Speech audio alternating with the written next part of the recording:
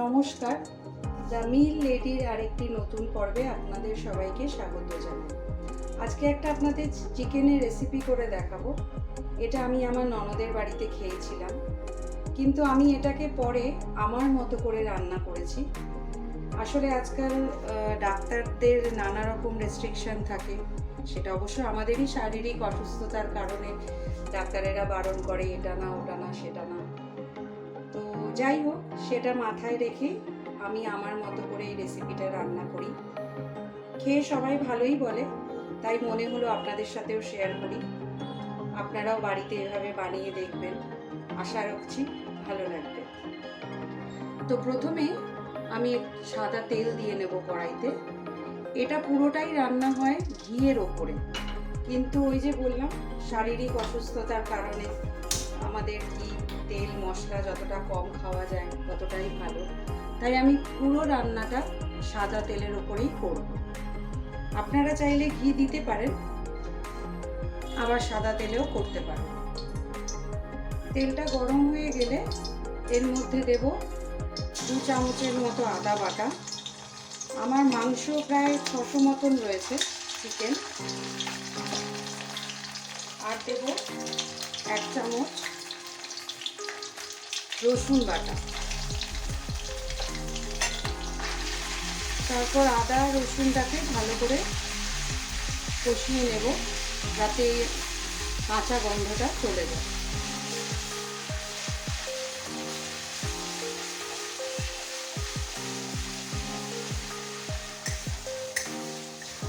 আমি এখন আঁচটাকে সিমে রেখেছি।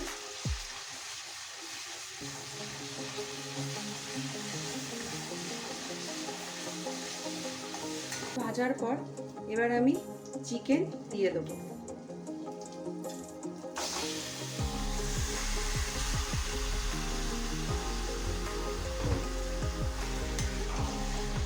চিকেনগুলো দিয়ে ভালো করে এই আদা রসুনের সাথে ভেজে নেব। আঁচটাকে একটু বাড়িয়ে দেবো।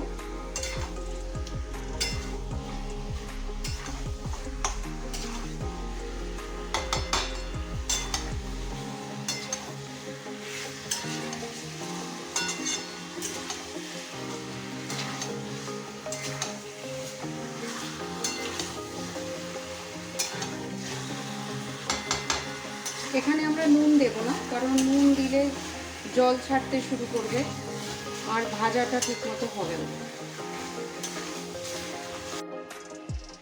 দেখুন চিকেনের কালারটা পুরো চেঞ্জ হয়ে গেছে। এবার এর মধ্যে দিয়ে দেব কুচনো পেঁয়াজ। পেঁয়াজটা একটু বেশি লাগবে এখানে।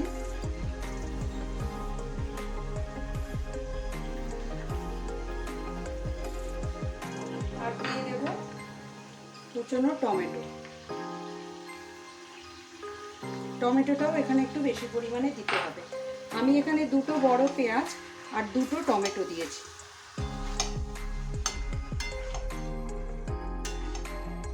তারপর সবগুলোকে ভালো করে মাংসের সাথে মিশিয়ে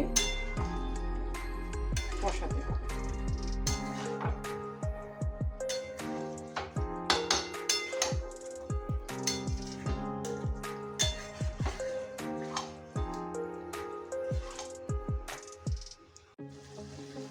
দেখুন পেঁয়াজ আর টমেটো প্রায় গলেই গেছে।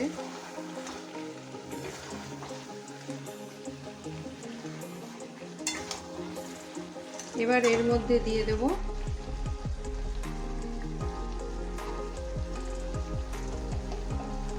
1 চামচ হলুদ গুঁড়ো,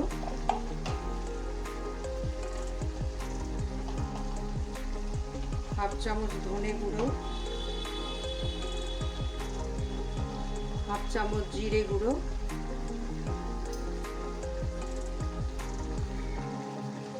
আর দেব কালারের জন্য সামান্য কাশ্মীরি লঙ্কার গুঁড়ো। আমি গুঁড়ো লঙ্কা ব্যবহার করি না, আমি টমেটোটার মধ্যে কাঁচা লঙ্কা দিয়ে দিয়েছি।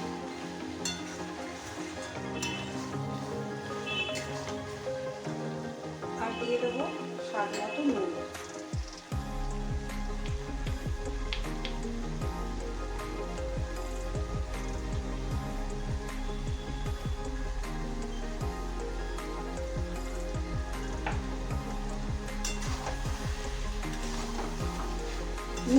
চামচে দিই না, চামচে দিলে আমার নুনের পরিমাণটা আমি ঠিক বুঝতে পারি না, আমি ওটা হাতেই আমার আন্দাজে দিই।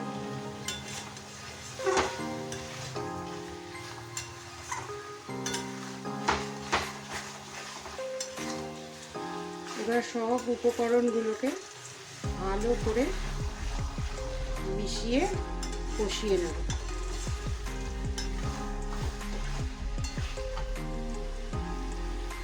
সম্পূর্ণ হয় না, দিয়ে দেব সামান্য চিনি আর দিয়ে দেব ফেটিয়ে রাখা টক দই।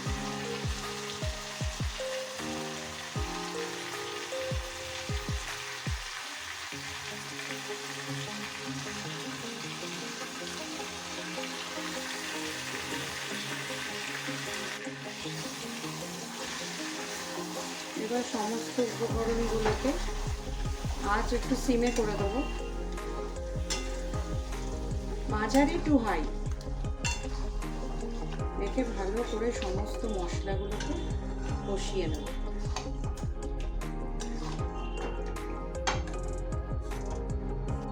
দেখুন এখনই কেমন সুন্দর কালার চলে এসছে।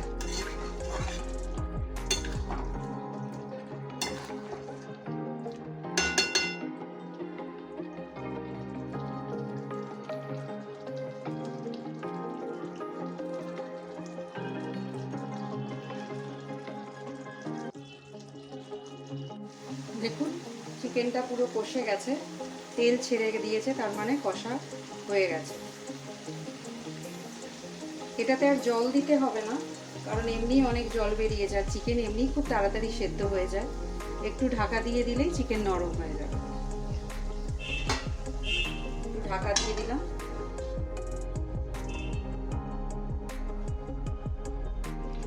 দেখুন মাংস প্রায় সেদ্ধ হয়ে গেছে, আরও কিছুক্ষণ একটু কষিয়ে নিয়ে তারপর নামিয়ে নেব। আপনারা তো দেখলেন আমি কত কম তেল মশলা দিলাম, তাতেই কালার দেখুন। এবার দিয়ে দেব সামান্য একটু কসৌরি মেথি,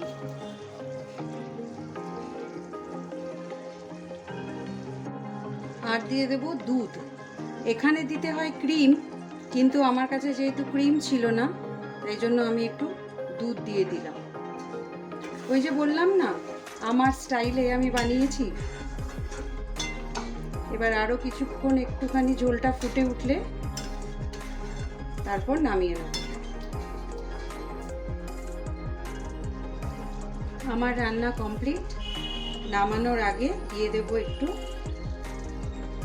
গরম মশলা গুঁড়ো।